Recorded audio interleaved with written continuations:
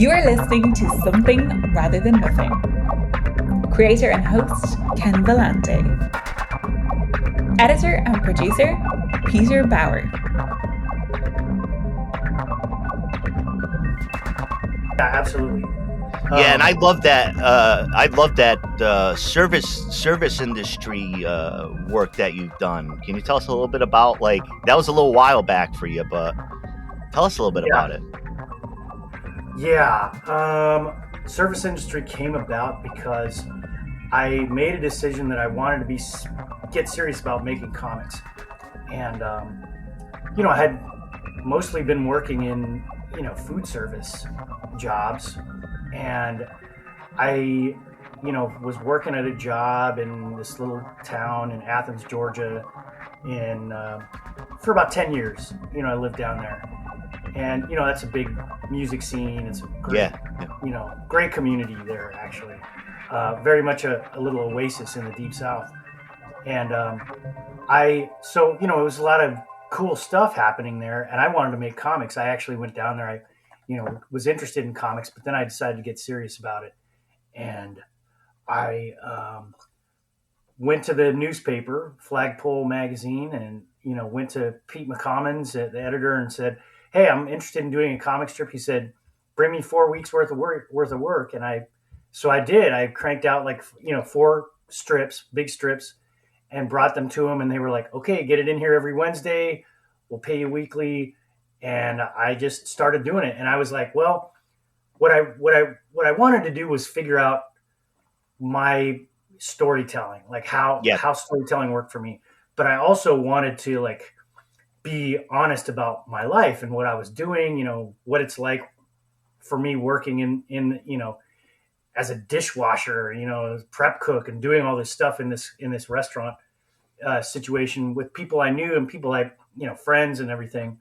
Yeah. Who are also artists in large part, musicians mostly. And, it was a fun scene, and, a lot of late night partying too, but also just, connected to that community, this little punk scene there. And, I had, friends who were getting tattooed with my art, and I was doing art, artwork for posters, flyers, bands, and stuff. And it was a lot of fun. I did that strip for about 3 years and did some artwork for the paper and stuff. But it was kind of a trial by fire. I had to figure out how to make comics, and I had been reading mostly comic strips and graphic novels and things like this. I hadn't at the time. I had no real knowledge or experience with mainstream comic books. That came later on. I had to learn late. Usually you get that stuff when you're a kid, but I learned about that stuff later on. So I find that they're just so great. The kind of tone in the voice is service industry. There's something about, as I mentioned a little bit, working with working people and just hearing what people really have to say about the shit that they deal with is just so refreshing. And I can read that stuff all day. So I'm going to go back into the archives. I know they've been collected there. So we're talking with Edward Bak, and I'm so excited. It is his birthday. It is Super Bowl Sunday. And I got him on the Something Rather Than Nothing podcast, and we've been really excited to chat with each other about comics and art. Very happy to be here. Yeah, thanks. Yeah. Appreciate you inviting me on, and I'm looking forward to talking. And I wanted to go a little, I don't know, it's out of sequence, but it's just really on the top of my head, given some of the ways you communicated about what you do with regards to the environmental crisis in art. And I just want to tell you as a quick background, I ended up, I've done over 175 episodes, and talk about the environment a lot, or the environment and other crises that we experience. I've been wondering if the role of art and what art needs to do, if it needs to do anything, has changed with this situation here, and just seeing your conversations about the environment and your direct talk about impacts on our life and world. Are things different now when it comes to art? I don't think so, but I do think that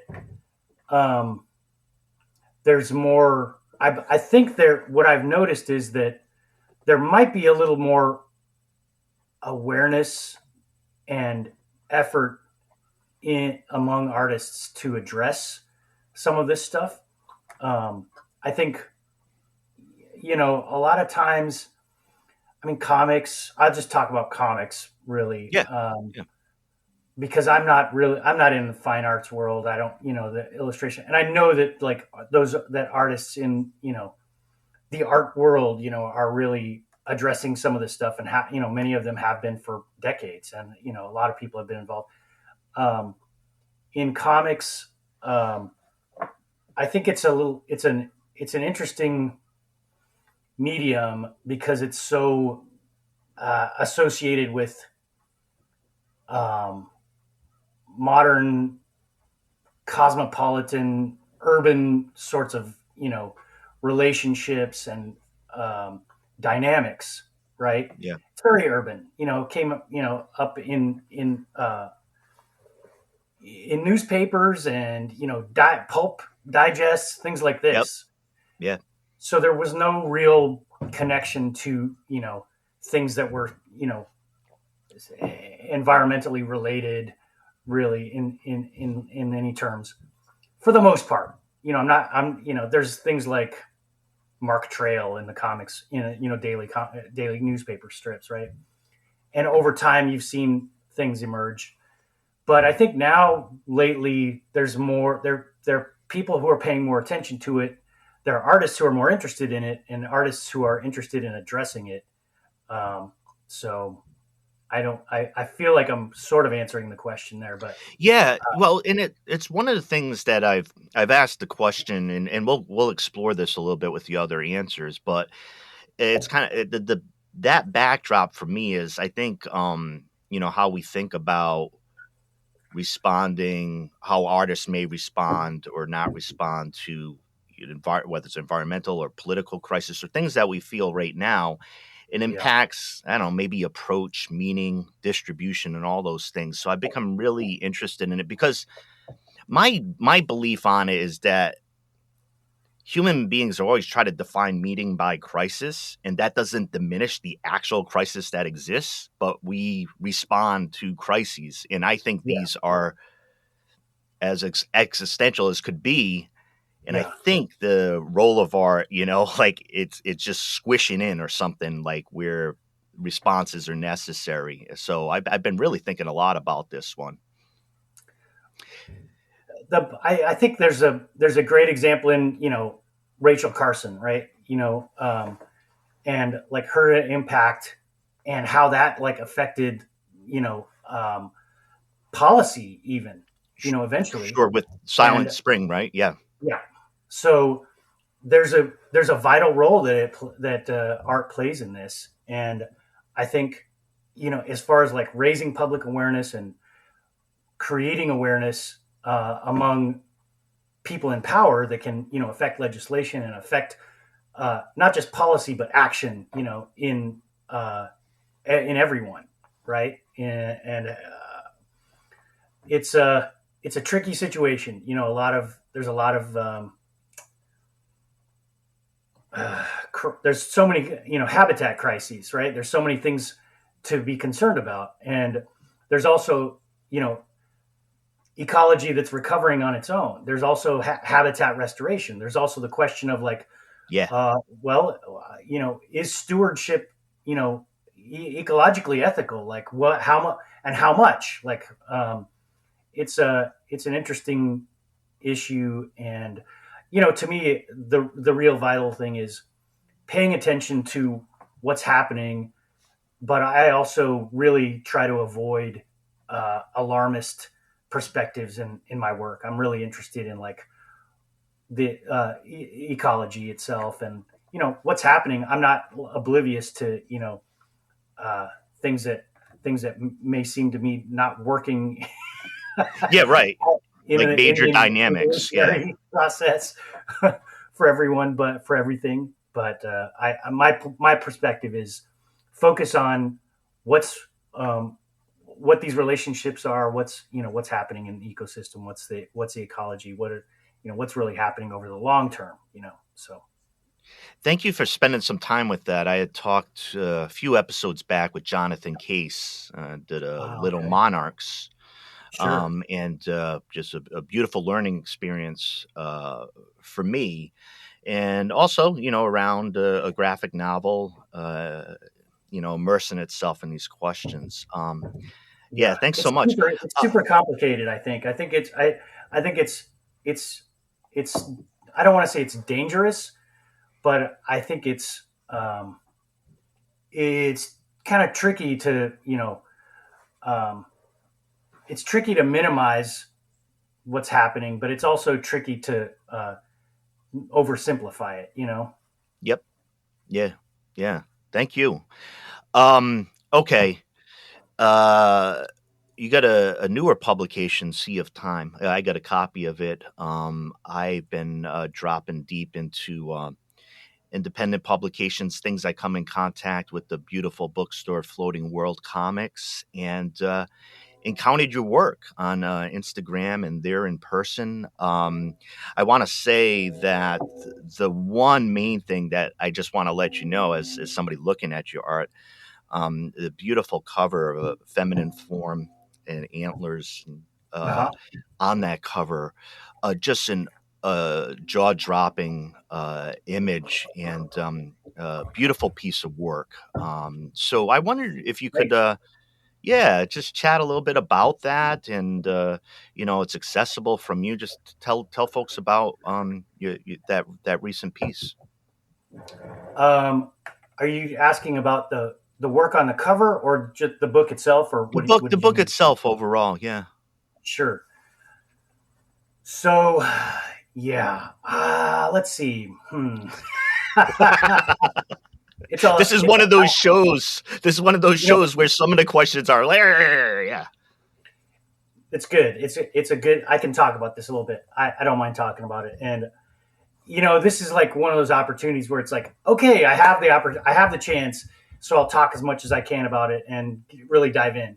because I've been working on this project so long that if I encounter someone who is new to my work or or I meet someone for the first time, I have to remember to give them the elevator version of the work instead of being like, well, let me tell you how this is. It's like I've been I working get on this that. project for over a decade. So um, the work Sea of Time is really kind of a sequel, prequel, accompaniment to an earlier graphic novel called Island of Memory, which focused really on a moment in time in the life of a naturalist, Georg Steller, who came with the Russians to across the North Pacific to Alaska in the 18th century.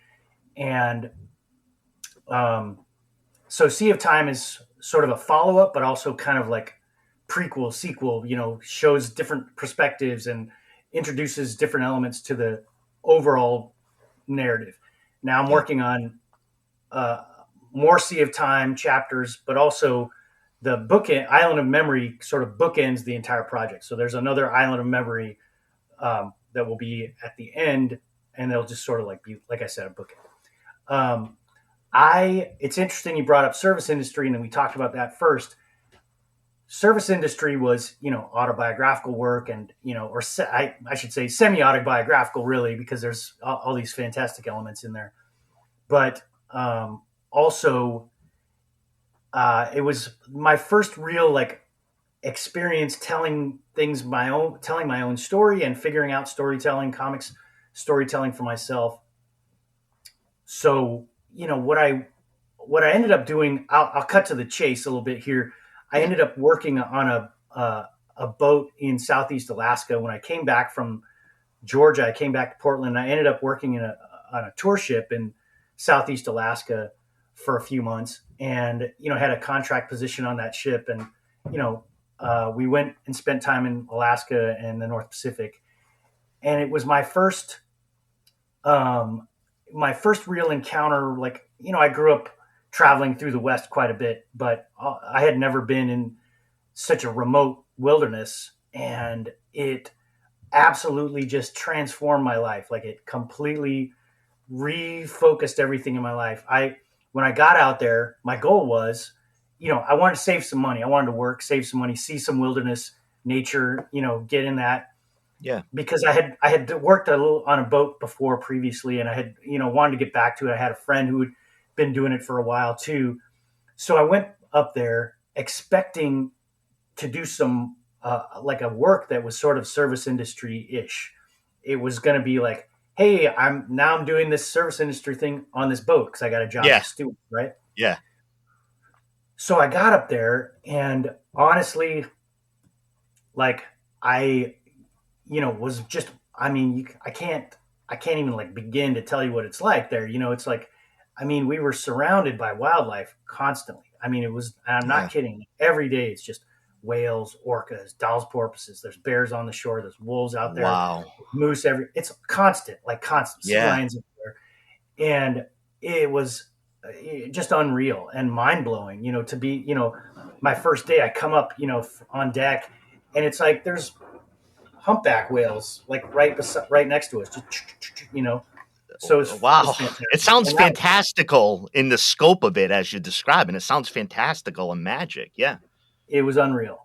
And what happened was, the more time I spent, I think within the first few weeks, I was drawing a lot on my spare time, and it occurred to me that, the stuff that I was experiencing was so much more meaningful than my life experience, than what was happening with me. And I was like, I'm nothing. Like, that's one of the great things about, I like living on the Pacific coast, is that sense of, like, being near an ocean. You get that sense of insignificance, and I think people need that. I really need it, because I have my ego can get pretty. I need the same type of thing, that much bigger thing. Yeah, sure. Yeah, I think everyone needs it, and when I was out there, I definitely got it, and I was like, you know what, my story is not important. What's more important is, like, what's happening here among. I was like, we spent time in this Tlingit community. There was Haida and Tlingit art everywhere. Athabascan, Kwakwakawakwa, and got to see all this and some of this culture on the coast, and how that's connected to coastal ecology, and not to mention just the coastal and forest succession that's happening because they're so close to the glaciation out there, and it was just constant, phenomenal. And I was like, you know what, I'm totally insignificant. Like, me doing this service industry story out here is just ridiculous. Like, I don't want to do that. I want to talk about, like, what's happening in nature. I want to talk about it's just this complete what's happening like in this other stuff. But I knew I needed that human element there. And I'd heard about this story about the second Kamchatka expedition. What I heard about first was the St. Paul. There were two ships that left from Kamchatka in this expedition. I heard about the St. Paul, which was commanded by a Russian sea captain named Kerouac, and they got to what is essentially Sitka now, and lost men there. So I heard about that story first. Yeah. And then reading more, there was actually, books on the boat that I worked on that were, addressed and talked about Steller. I started reading about Georg Steller, the naturalist, the botanist. And from there, I was like, here's the story that I want to tell, and here's what I want to learn about. So I did. I started, like, working on this project that was about Steller's experience and his connection to the indigenous populations that he encountered and spent time with in Kamchatka, and that the expedition encountered in the North Pacific, the Aleutian Islands.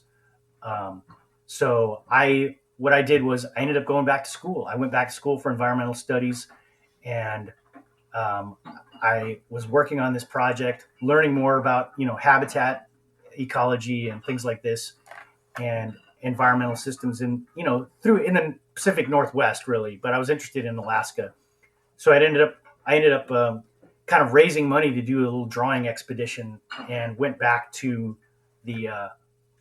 Alaska, and then went out to the Aleutian Islands to do some research out there, and spent a few weeks out there, and then came back on the ferry and met an Unangan family on the way back, and connected with them, and then reconnected with them later, and decided, this is the perspective that needs to be addressed and balanced out with this Russian history, this imperial history, is the history of these people who were impacted by this Russian exploration and this expedition, and the impact on the ecology, obviously.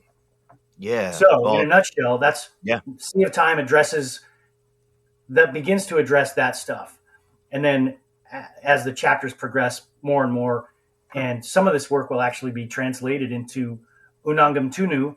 I'll work with the Aleut Pribilof Island Association to get help translating, and also they're going to be reviewing my work as well and kind of guiding me in the stuff where I'm talking about traditional ecological knowledge and indigenous knowledge in the Aleutian Islands. So, oh, thank you. I mean, my heart was just like, I was kind of lost my breath a little bit there, because I'm that impacted by what you're talking about, and even going back to the beginning. For me, I was trying to put myself in, in your head, right? You talking about your experience in Athens, and figuring out the form and storytelling, and then you're up there in Alaska. Can you tell me, when you saw Tlingit art, when you saw that art, like, what happened then? Because the way you described it was connected to all those pieces, and I don't know that it was new for you, but there had to be an aspect where it had to be completely new for you in person.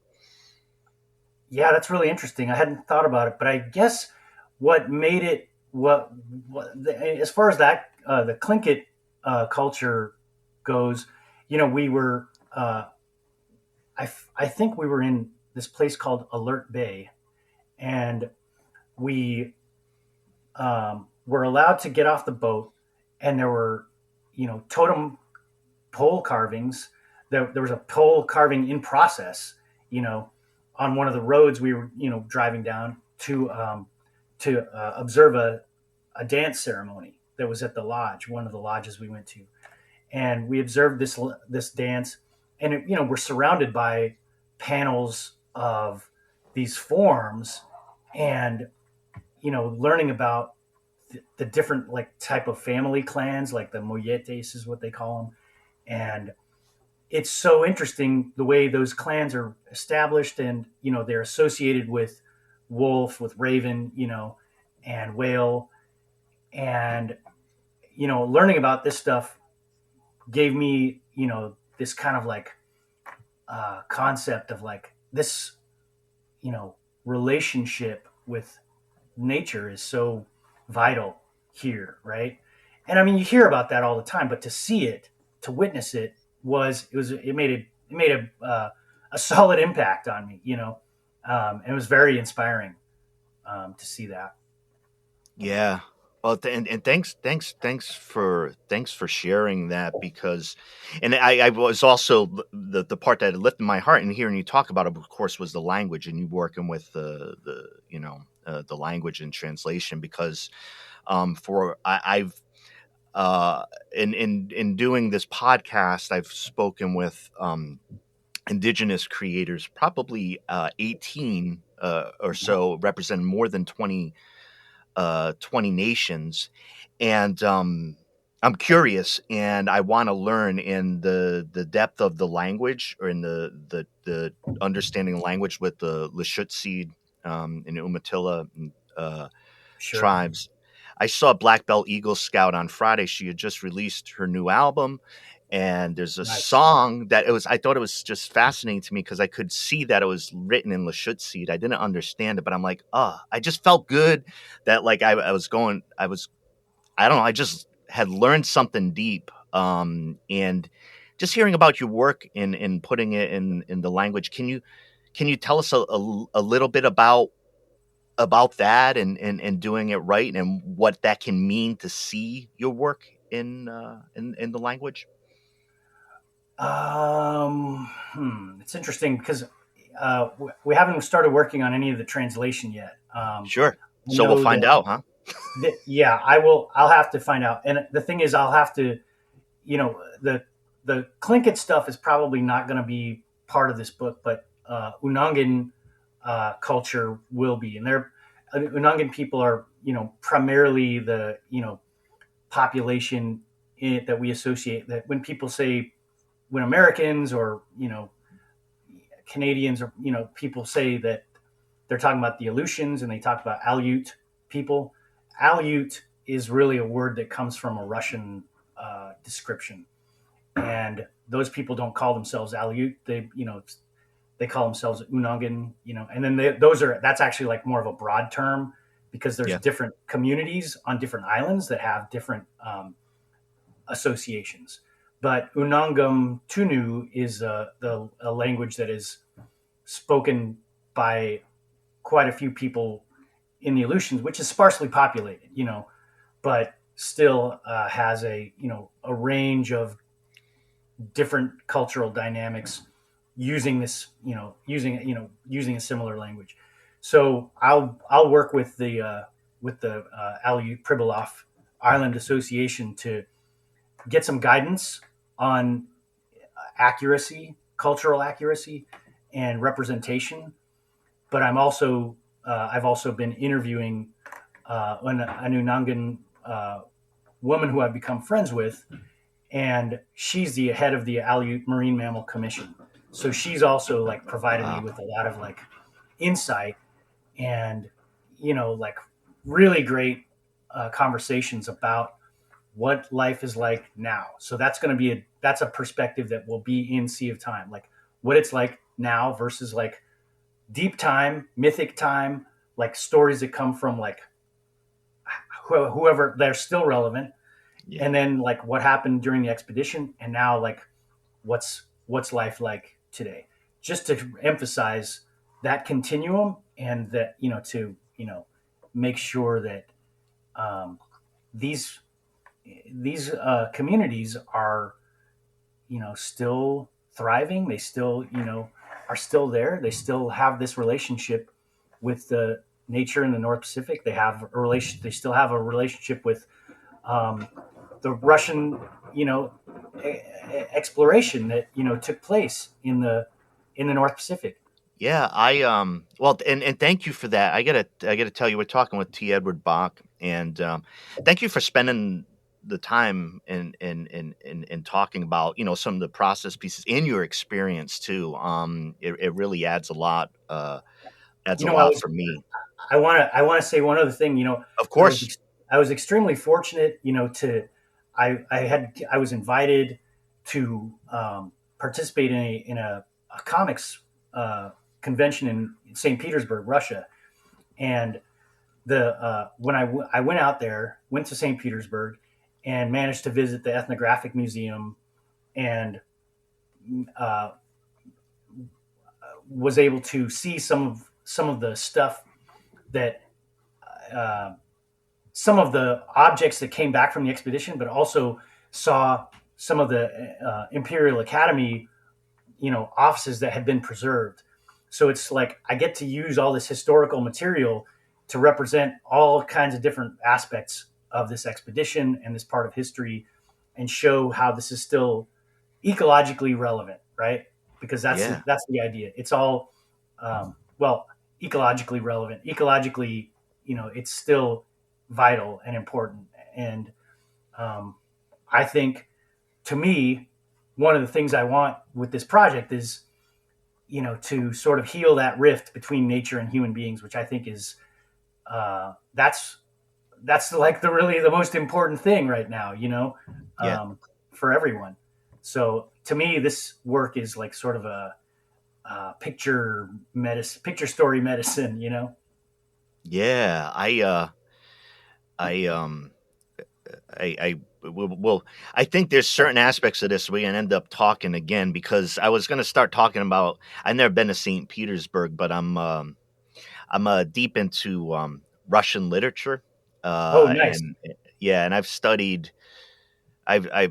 I studied it formally, some classes, and have done it on Wow. my own too. So I've been interested lately in kind of the mythos around things that I've created in my head that come from literature and history about what a place is. So when you said St. Petersburg, and connecting that piece to the story where you're looking at the pieces moving from being taken or placed there in St. Petersburg, it has to be just quite an amazing experience in the sense of just seeing the total of it.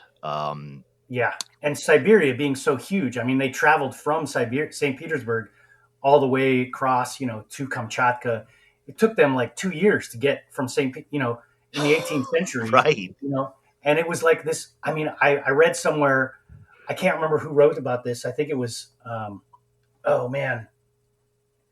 Anyway, I think it was Empire of Extinction was the book, but I think he was saying something like the, financially, this like what Russia accomplished and what they tried to accomplish and what they did was the equivalent of like now, like mapping the entire um, like North American continent, every river, every Yeah. forest, every mountain range, like now it would be just like the equivalent of that for what they did, um, and all the money they spent, just to get across Siberia and the North Pacific and exploring just a little section of at first in 1741, just a tiny little section. This it was insane. I mean, it Yeah. was an insane amount of money, and of course, like once they had made it back, to Russia, I think they were just like, no more, like we're not spending any more money on this expedition because the leader of the expedition, Bering Sea, Bering Strait, it's named after the leader of this expedition. Yeah. Yeah. He had gone twice, looking for a connection to America and Asia. So he had gone across all the way, then went all the way back to report to them and said, I think maybe it's there. And then they were like, well, I got to go back and check. So they're like, okay, we'll give you more money. We'll give you more time, more resources. Go again. He went again. And then they found it. They realized there was no land link. Then they came back and shipwrecked and he died. And then they rebuilt their ship and made it back to Kamchatka. And that's when the expedition, pretty much ended. So the whole thing. Crazy. Sweeping histories. So I mean, there's so many little side expeditions Yeah. that took place as well. Like they went up to the Arctic, they explored out there, that Japan, everything. They just did this whole insane thing. This Bering's expedition was only was only one part of it, but it's mostly known because it was America. They got to America, so that's why it's Right. more Right. historically recognized. I think, at least in North America, I should say. Sure. Oh man, thank you. Big question. What is art? What is art? Right. It's always such a great question. I think there's an idea that there's this position that art's really just the mastery of like a type of alchemy, right? It's partially this process of curiosity, and opening oneself to like ethereal forms that are triggered by inspiration.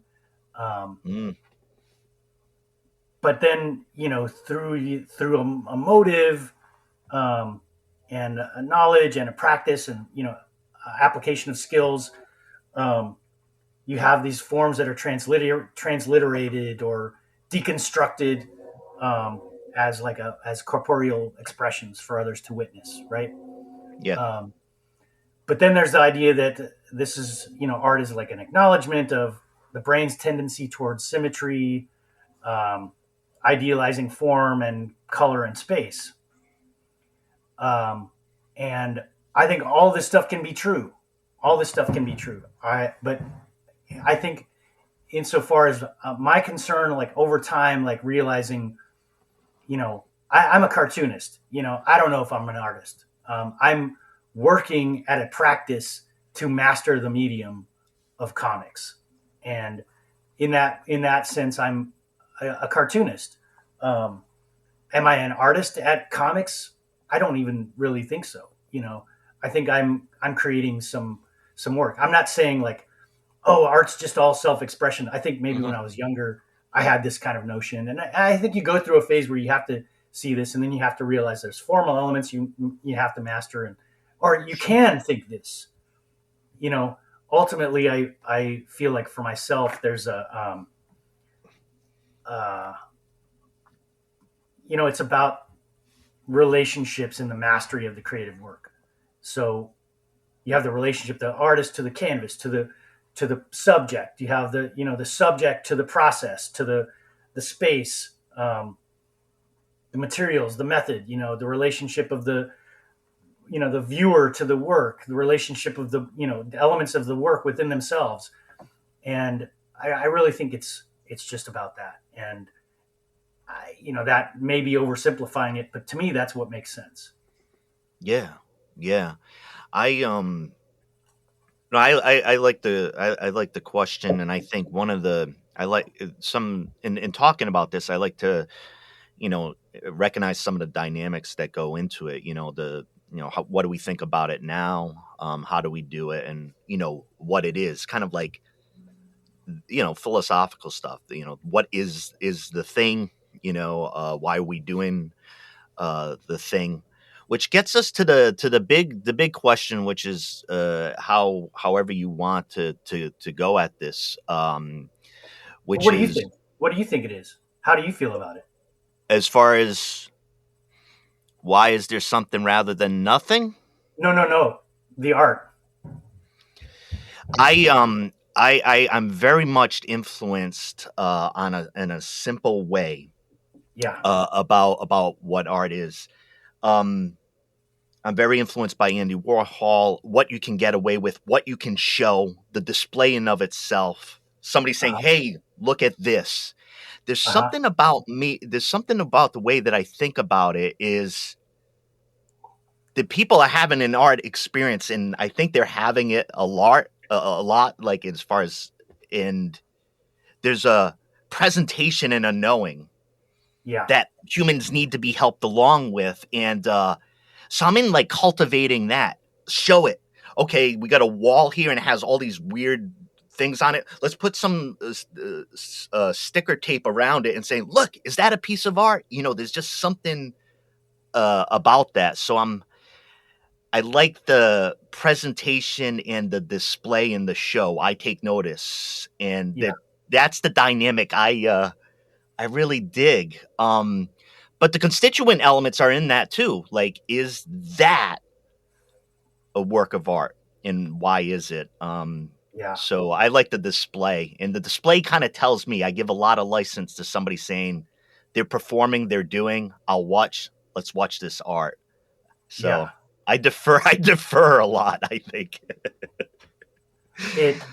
I wanted to. I like your idea, your question about the role of art, and I think if anything, like maybe my role or my job is not necessarily an artist, but I'm an art worker. You know, um, and I so the role for the art is, and for the artist is sort of inducing forms which demonstrate a potential to sort of unconfound human experience for those who encounter it, right? Hmm. Yeah. Well, I yeah, That I gets to wanted. what you say about display is all I'm saying. Yeah, Yeah, and I don't know. I enjoyed that. I enjoyed that dynamic. I found that in the show. Let me tell you a little bit too, just about the art. I don't know. It's like in the fall, and I work hard at doing this show, and it's a lot of fun for me. But then, yeah, I would say, as an artist, when you're stuck in certain places or things aren't working, and then it's a few days or it's a few weeks, had trouble booking folks, and my head Wow. was busy and everything. And then I was like, I wanted to tap into the kind of the kinetic energy that was around artists that were around. And the breakthrough I had was I interviewed Death Valley Girls Mm, outside of Kelly's in Portland. Great small music venue, bar, hangout. they're so awesome. Yeah. And yeah, it was great. And I talked to him. And then the recording from inside was just an atypical episode. Was like, I'm very moved by drums and journeying drums. I'm very susceptible to them. I will go with those drums. And I caught some of that live there. So then I put out this episode, and it was just so different. And we didn't drop into everything. We're just like, hey, you're going into a show you're about to play. Let's chat. And we had some of the music and that energy there, and my focus on trying to get at that. It got me over that hump. I'm gonna be like, I need to be doing this. I need to be having some fun. And if I need to go look where the wire is, I'll go search for the wire, and I got to do it. So that really Fantastic. helped me. Yeah. That's so cool. Yeah. Yeah. Music. Right. And it was music, which can kind of just jump you over some, the It difficulties can or recharge. That's for sure. So yeah, it's great. We're talking with Edward Bak, and I for listeners, I encountered his works at Floating World Comics in Portland, which is great, a publisher and shop, and continuing the conversation with him, I is really exploring art, ecology, and history, leading us to the question: why is there something rather than nothing? Do you know? That's an interesting question too. I don't know. I wrote about this, and I tried to kind of parse it out for myself, and so I guess there has to be both, sort of, which is really kind of determined by the process of elimination. You have to like account for one in order to like discount the other. If not this, then this, or maybe this, or this, or this, until you determine that in one circumstance there's an absence of everything, which is nothing, and in another circumstance there's the absence of nothing, which indicates something, right? um, but I suppose maybe because of human consciousness and language of human consciousness, um, it may not be fully capable for us to really grasp nothing. We may not be able to actually like understand what nothing is. You're always going to encounter the concept of nothing being essentially something, right? Nothing is obviously something too. So maybe until the mind evolves a process to encounter or an undefined, which is without even its own absence, there will probably always be something. All right. That's the best I could. That's the best I All could right. do with Hey, writing, piecing it there's, out. there's something about the way you were talking about it for me, made me think of, I maybe haven't mentioned it in the show before, but I studied philosophy at Marquette University in Milwaukee, Wisconsin, and my first contact with Buddhist philosophy was a course offering in Buddhist philosophy. Hmm. And there's this great, fascinating, curious work, and I might have it dated wrong, but it's from centuries ago, and it's from Uh-huh. Buddhist saint Nagarjuna. And the Cool. name of the work is called Mula Madhya Makikarika, and I hope I got that right. We normally call it MMK for short. Okay. But what's fascinating about this work is it's a something rather than nothing. So you have this sage philosopher, and you have these interlocutors who come to him. And during the course of this book, and you can decide whether it's successful or not, everybody comes with somethings. He shows them to be nothings. He takes on all. And so it's within the subtle point within Buddhist philosophy is there's flashy things. We see all these type of things, but the thinginess all underneath, get your hands on it. And it's a great exercise because everybody's coming to him, hey, this is surely something. And I'm paraphrasing, of course, but Yeah. this is surely something. And he'd be like, it's a logical, kind of practical treatise. And it isn't just within the tradition. It isn't just for mental exercise. It's soteriological in the sense of this analysis can help you lead to your salvation if you believe it to be so. You can get away from the somethings and the other things and experiencing life as a flow. So if Nagarjuna was successful, the MMK for short, I just loved that dynamic, and I really loved your answer. And you prompted me to think about Nagarjuna, which I hadn't in a little while. I think, I read something that I go back to constantly is Zen Mind, Beginner's Mind. Shunryu Suzuki. Yeah, I read that, and I constantly go back to that. Like I can just open it up, and it's like, oh, this is like addressing exactly what's going on with me. And so I know that there's a, a concept, or I don't want to say maybe concept is a better idea. Concept of presence, right? Yep. Being present. If you're present now, you're here with what you are and everything that's going on. Like everything else that's something that's bombarding you, something over here, it's nothing because you're just present, right? You're just present with what you are now. And if you're, relaxed in that moment and you're just like letting it be, then that something is nothing, but it's also, you're something, but not really. No, I think, I mean, I love the discussion. I think, I asked the question too, as a, like a significant philosophical question, but I also understand that within that, even defining concepts, something or nothing, because if you look at nothing from maybe the Buddhist tradition, nothing isn't any big deal at all. It ain't a big deal versus the idea, which is important. Is this a nihilism? Is there a nothing? Is there a vacuum? It's all, and that's scary as shit for humans. So it's like, what is it? What is it that's the nothing and the something? And I think the joy and the reclamation within, you mentioned Zen Mind, Beginner's Mind by Suzuki. I think that's one of the greatest books ever written. I'm glad you referred to it, and I'm going to remember to refer to it because I remember reading it and it was like breathing. And I'm not saying I understood it all or I practiced it all, but I'm like, there is some clarity and wisdom that was just right within there. It's a good touchstone. Thanks for bringing it up again. Oh yeah. I love it.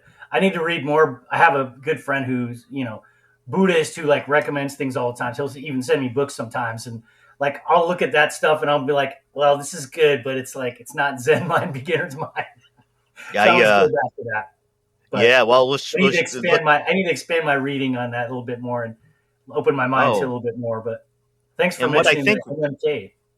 Yeah, what I think we can do is maybe put a little bit of a list in the show notes for this show because it's really a great kind of fertile area. And I've approached this question as some of the bigger things from Thomas Merton, who was a monk, but also understood Buddhism, in my opinion, almost better than anybody I've come in contact with. A holy man, a Christian holy man. He's Catholic. And, the Jesuit, and I believe it was a Benedictine. I could have that wrong, but with Merton, Merton and Suzuki also talked, and what I found beautiful about that conversation, and I'll share this too, is that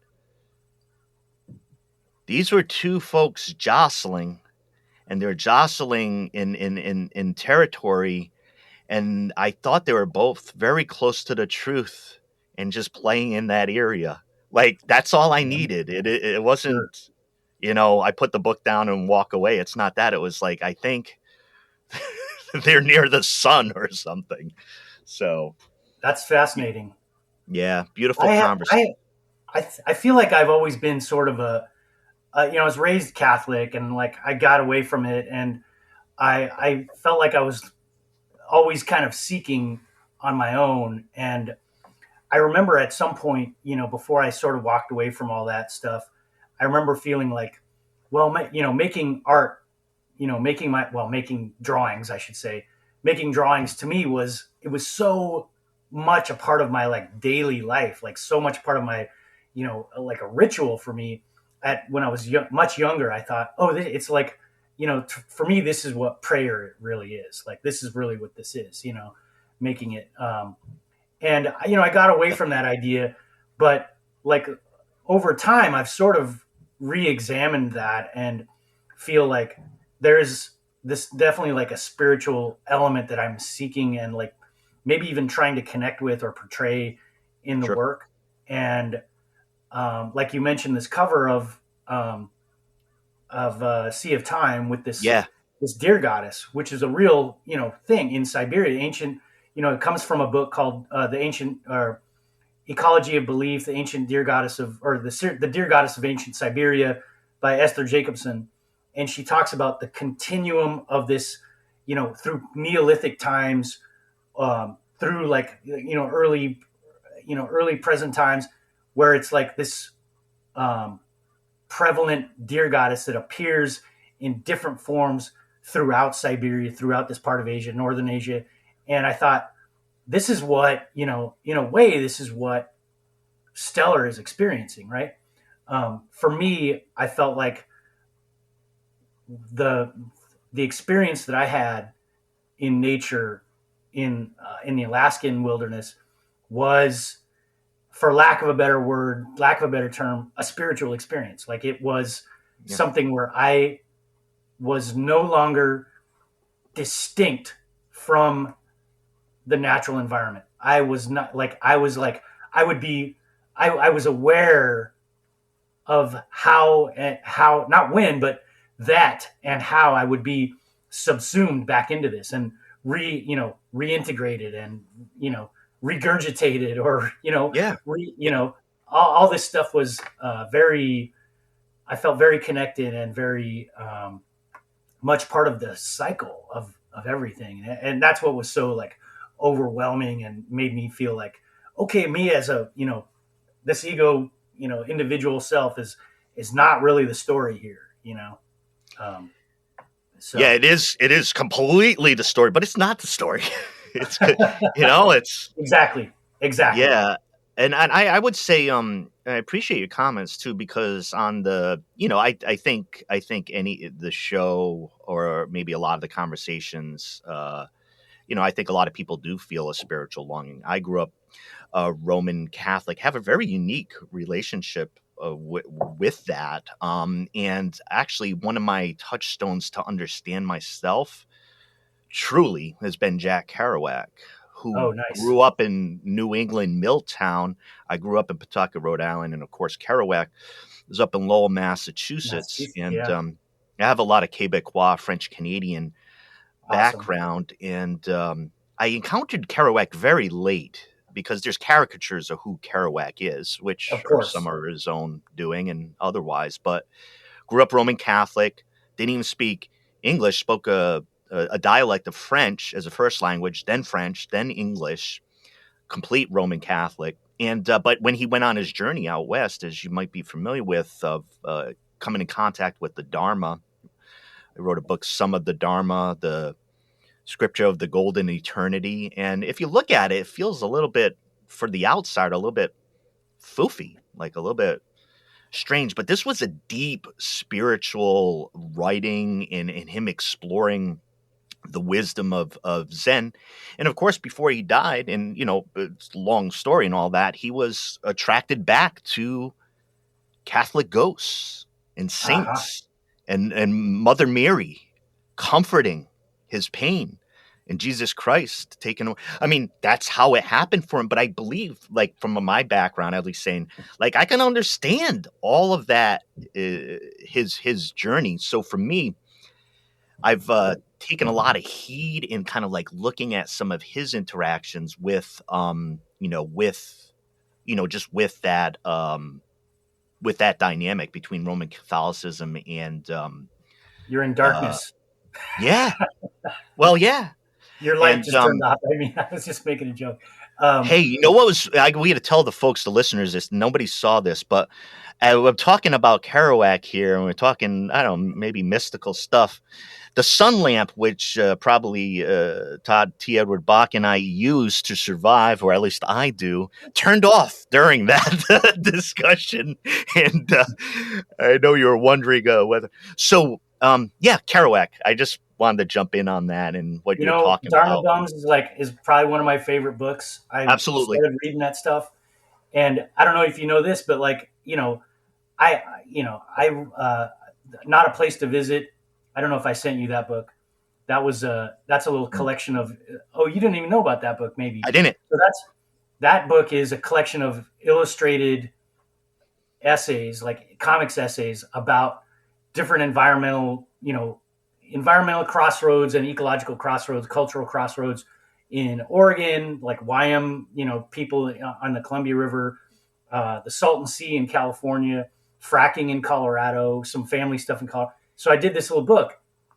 The name of it is Not a Place to Visit, which comes from a Gary Snyder poem. So definitely some beat influence.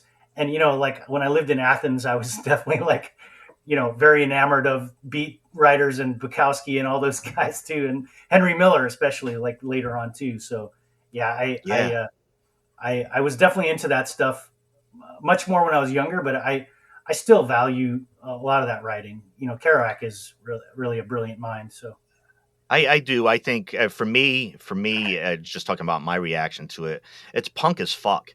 Always been. And sure. And I think people get caught up. And when I encountered Kerouac and I was in my 20s, and it was in an academic setting. And I felt like all my classmates were like tired of life already. Like they had all these formalistic arguments that they had been taught that Kerouac was not, good enough, or it was, they had really strong opinions. And I experienced and say, look at the friggin' energy in this, man. This shit's bringing me to life. And that's me. I'm not saying everybody has to be that way, but I'm like, are you looking at the same book I am? Yeah. I think that group is, understandably criticized, but also some of it is too easily dismissed. But it is also it's the 21st century. Like it's time to like examine other work, other writers, and Oh, absolutely, and absolutely, grow from all that stuff too. So, but absolutely. That whole phenomenon, in that era is, definitely always going to be a part of that the literature, right? So yeah, in the same way that like Thoreau would be, and those guys, the early romantic people too. So yeah, thank you. Well, we're covering everything: something, nothing, Kerouac, Alaska, graphic novels, environmental crisis. Where do we find? Could you tell the listeners here before we leave off? Just really there's some pieces of yours as we come through the conversation. I want to get my hands on. I know some listeners will be like, where do I find this? For Portland and online and stuff. Can you tell us where to encounter you? Yeah. So I teach comics classes with Pacific Northwest College of Art and Portland Community College. So those are community ed classes that anyone can take. They're introduction to comics classes that focus on nonfiction comics and graphic novels. I have a Patreon that you are more than welcome to check out and sign up for, subscribe to. I have a lot of great followers and subscribers, and sign up, folks. I just did sign up. Yes, thank you, Ken. I appreciate that too. Lots of updates on works in progress and things. Maybe making some more small videos for that too. Anyhow, Sea of Time, Not a Place to Visit can be purchased at Floating World or any fine comic book shops in your community. Also, you can find early stuff in things like Drawn and Quarterly Showcase, Best American Comics, Mome. All these, comic book collections have earlier versions of comics that I've done. And yeah, service industry, you'd have to get in touch with me personally, because I have the stock of that. And it's a funny story of how I came to that, but maybe that's for another time. But so you have them. It's up to you, because I'll listen. Yeah. Okay. Well, what happened was this book was published back in originally like 2005, and it was not the entire strip. It was a story that like that I had sort of developed during the strip, and then it was published as all one like standalone story on its own. And the publisher sort of, we got some of it out, we promoted it and everything, and it's, got out in the world, but the publisher, unbeknownst to me, lost track of like almost 2/3 of the stock. They lost it, or didn't know where it was in this warehouse. And so it was gone for like 15 years. And I really thought, wow, like, I guess that's it. Like, we sold out, and then nobody was paying attention anymore. Nobody was ordering anymore. And it was just like done. And I was like, okay, like this experience was a little disappointing, but I understand, like, I'm just a new guy on the block. So whatever, it's fine. But then it turns out like the publisher distributor guy got in touch with me like last year or 2 years ago. And he's like, hey, guess what I found? And I was like, what? He's like, I found like this big stock of like your books, and I just want to give them to you because like, we didn't even get to sell them or do anything with them. They didn't get distributed. So I like came into like, kind of a boon of like having, most of the stock that was, well, a big chunk of the stock that was left over. And he shipped a bunch of that stuff to me. So now I have that stuff. You can order it from me, and you can write me on Instagram. I'm on Instagram. And you can find me. I don't know if I should get my email here. You can find me on Instagram. That's probably the best. Yeah, that's the easiest way. Thanks for doing that. And I really appreciate it.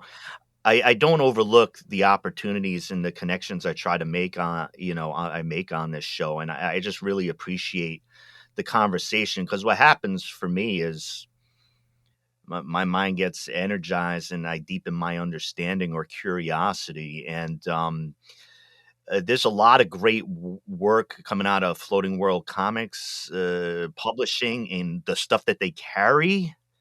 If you love independent publishing, if you love any type of comic book or counterculture, Floating World Comics is just really a candy store for your mind in that way. It's nice to talk about like at least as far as a recent nexus as far as with you and the show coming in. I had the Greg and Fake from the Santo Sisters comic that Floating World publishes, which is a really cool one.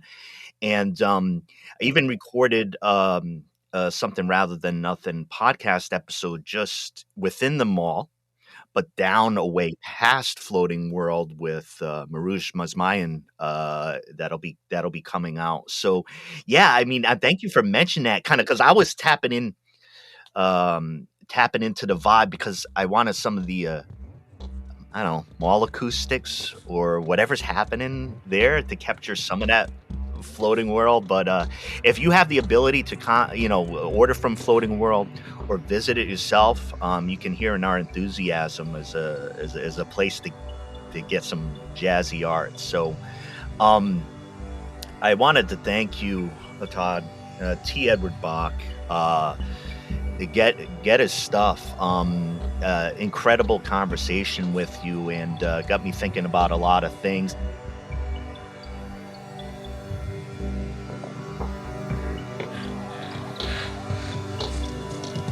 This is Something Rather Than Nothing.